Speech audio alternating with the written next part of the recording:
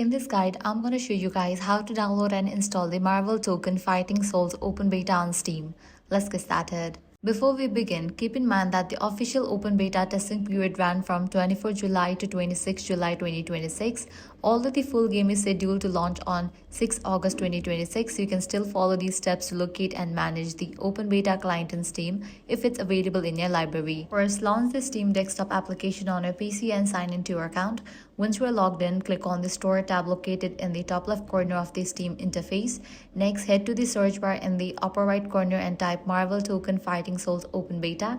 From the search results, select the dedicated Open Beta product page. Once the page opens, scroll down until you see the green download button and click on it. Steam will then ask you where you would like to install the game. Choose your preferred hard drive or SSD as the installation location, then click Install to begin the download. The Open Beta client requires approximately 15.2 GB of available storage space, so make sure you have enough free space before starting the installation.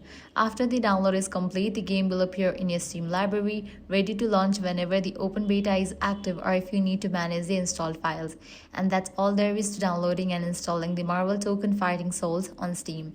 If this guide helped you out, do not forget to like, share and subscribe.